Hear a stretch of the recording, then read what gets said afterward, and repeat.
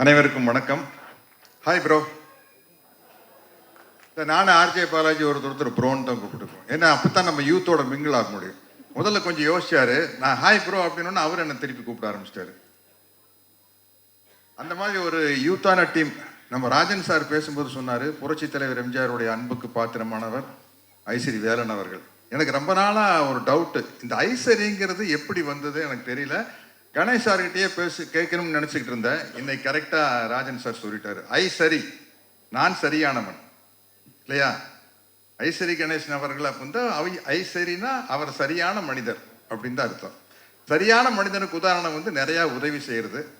அது உங்க அப்பா கிட்ட இருந்து நீங்க கத்துக்குவீங்க. அவர் இருந்த இடம் புரட்சி தலைவர் எம்ஜிஆர் கிட்ட. அதனால வந்து அந்த வள்ளல் குணம் உங்ககிட்ட இருக்கிறதுல அரிசியுமே இல்லை. வாழ்த்துக்கள். நான் இந்த 45 வருஷமா சினிமாவில் இருக்கிறதுக்கு காரணம் இந்த சிங்கப்பூர் சலூனுடைய முக்கியத்துவம் என்னன்னு எனக்கு தான் தெரியும். சிகை அலங்காரம் இதை வச்சுதான் 45 வருஷமா வண்டி ஓட்டிட்டு இருக்கிறேன். ஏன்னா ஒரு ஹேர் ஸ்டைல் அப்படிங்கிறது வந்து வாழ்க்கையில் அவ்வளவு முக்கியமான ஒரு விஷயம். ஒரு பிக்கு எவ்வளவு வேலை செய்யுது அப்படின்னு வந்து எனக்கு தான் தெரியும். ஒரு சின்ன ஹேர் ஸ்டைல் சேஞ்சினால வந்து அந்த முகத்தினுடைய ஸ்டைல் அப்படியே மாறிடும். புரட்சி தலைவர் எம்ஜிஆர் அவர்கள் ஆரம்பத்தில் இருந்தப்போ ஒரு ஹேர் ஸ்டைல் இருப்பார். சோசியல் பிக்சருக்கு வந்தோம்னா அப்படியே மாறி இருக்கும். அதே மாதிரி ரஜினி சார் எடுத்துக்கங்க, ராஜாதி ராஜாலேருந்து ஒரு ஹேர் ஸ்டைல் மாறும். விஜயகாந்த் சாருக்கு அதே மாதிரி தான். அம்மன் கோயில் கடக்கால பீரியடில் ஒரு ஹேர் ஸ்டைல் இருப்பார். அதுக்கப்புறம் வேற ஒரு ஹேர் ஸ்டைல் வரும்போது அந்த லுக்கே டோட்டலாக மாறிச்சு. ராஜாதி ராஜாலேயே பின்னாடி விஜயகாந்த் சார் வந்து ஒரு ஹேர் ஸ்டைலை மாற்றும் போது அந்த லுக்கே அப்படியே மாறிச்சு. அதனால வந்து அவ்வளோ முக்கியமான விஷயம் இந்த சிகை அலங்காரம். அதை பேச வச்சு படம் பண்ணுறது ரொம்ப நல்ல விஷயம். என்றைக்குமே ஒரு ஹீரோவுக்கு வந்து வெற்றிகள் வர வர சினிமாவில் வந்து அதை இன்னும் கொஞ்சம் பட்ஜெட்டை மேலே ஏற்றுனா தான் அந்த ஹீரோவை வந்து வேறொரு தளத்துக்கு கொண்டு போக முடியும். அதனால தான் வந்து அது ரொம்ப முக்கியமான விஷயம். நம்ம ப்ரோ ஆர்ஜே பாலாஜி பொறுத்த வரைக்கும் எல்கேஜி பண்ணார், அம்மன் மூக்குத்தி அம்மன், அப்புறம் வீட்டில் விசேஷம், ரன் பேபி ரன். அப்போ இப்போ வந்து இந்த படம், இந்த சிங்கப்பூர் சலூன் வந்து நிச்சயமாக இதுக்கு முன்னாடி அவர் பண்ண பட்ஜெட்டை விட அப்படி மேலே கொண்டு போகிற படம். ஏன்னா கிளைமேக்ஸில் வந்து அவ்வளவு கிராஃபிக்ஸ் ஒர்க் இருக்குது. இந்த கிராஃபிக்ஸ் ஒர்க்கை வந்து ஒரு டைரக்டர் வந்து கற்பனை பண்ணி சொல்லிடலாம், இப்படி சார் அப்படி சார் அப்படி சார் இப்படி சார்னு சொல்லிடலாம். ஆனால் அந்த சிஜி ஒர்க் பிரமாதமாக வர்றதுக்கு வந்து முக்கியமான காரணம் பணம். அது ப்ரொடியூசர்கிட்ட தான் இருக்குது. அவர் வந்து இந்த ஹீரோக்கு இவ்வளோதான் செலவு பண்ணலாம் அப்படின்னு எல்லா ப்ரொடியூசரும் ஒன்று மைண்டில் வச்சுருப்பாங்க. அதை தாண்டி செலவு பண்ணால் இந்த படம் ஜெயிக்கும் அப்படிங்கிற நம்பிக்கையை அந்த கதை உருவாக்குறது மூலமாக தான் அந்த தயாரிப்பாளர் வந்து செலவு பண்ணுவாங்க. அப்படி இந்த படம் வந்து ஒரு ஒரு பிரம்மாண்டத்தில் கிராண்டியரில் வந்து ஆர்ஜே பாலாஜி வந்து நிச்சயமாக அடுத்த கட்டத்துக்கு கொண்டு போயிடும். அதனால் வந்து இனிமே சினிமாவில் வந்து இந்த சவுண்டு இதெல்லாம் டெவலப் ஆனதுக்கப்புறம் நம்ம வாயிலேயே வண்டியை ஓட்டிகிட்டு இருக்க முடியாது, வாயிலேயே வடை சுட முடியாது. கொஞ்சம் பெரிய விஷயங்களை காட்டினாத்தான் முடியும். அப்படி இந்த படம் வந்து ஆர்ஜே பாலாஜிக்கு அமைஞ்சிருக்குது. இங்கே கூட நடித்தவங்க எல்லாருமே வந்து ரொம்ப ஜாலியாக செட்டில் வந்து நம்ம கலாச்சி பேசுனதுக்கு அளவே இல்லை.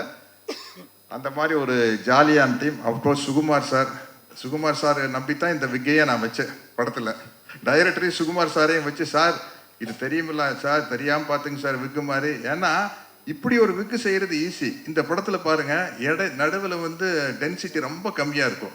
அது கொஞ்சம் ஏமாந்தா வந்து அந்த நெட்டு எல்லாம் ஒட்டுனா தெரிஞ்சிடும். அது சுகுமார் சார் கையில் தான் இருக்குது. அந்த கேரண்டி சுகுமார் சார் கொடுத்தனால தான் தைரியமாக அந்த விக்கையை வைக்க முடிச்சது. அது பர்டிகுலராக இருந்தார் டைரக்டர், இப்படித்தான் வேணும் அப்படின்னு. நான் இதுக்கு முன்னாடி நிறைய கவுண்டமணி அண்ணன் கூட, தம்பி வெடுவேலி கூட, நம்ம தலைவர் மணிவண்ணன் கூட எல்லாம் சேர்ந்து காமெடி பண்ணியிருக்கேன்.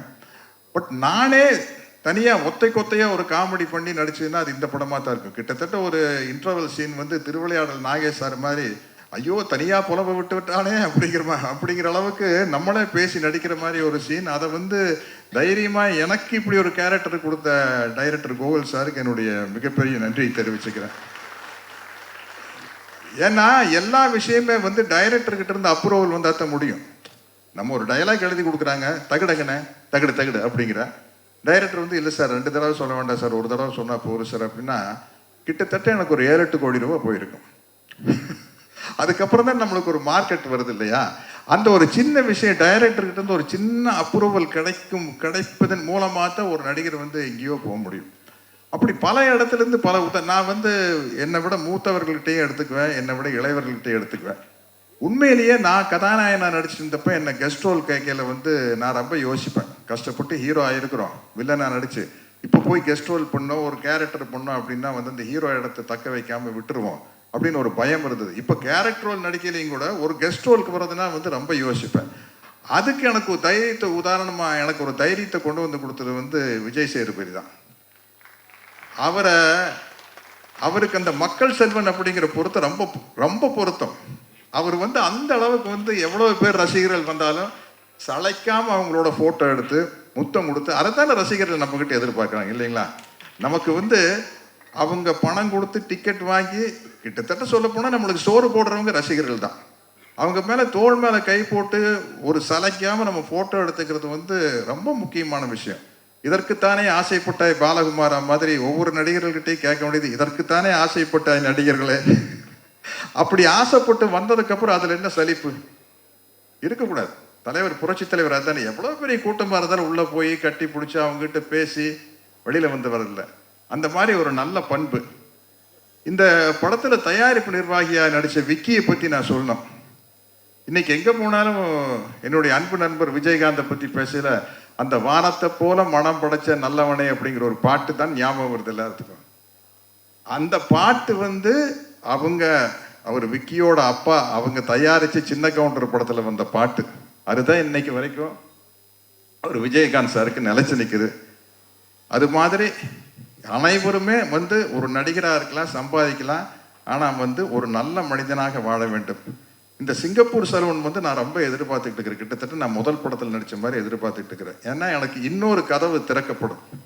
ஒரு காமெடி ஆக்டர் அப்படிங்கிற ஒரு கதவை திறக்கப்படும். எப்படி மனோரமா ஆட்சி வந்து காமெடியாக நடிச்சிட்டு இருந்து கீழே சின்ன கவுண்டர் மாதிரி படங்கள் வந்ததுக்கப்புறம், சின்ன தம்பி மாதிரி படங்கள் வந்ததுக்கப்புறம் ஒரு குணச்சித்திர நடிகை அப்படிங்கிற ஒரு கதவை திறக்கப்பட்டதில்லை. ஒரு நடிகனுக்கு எப்பவுமே கதவுகள் திறக்கப்படணும்.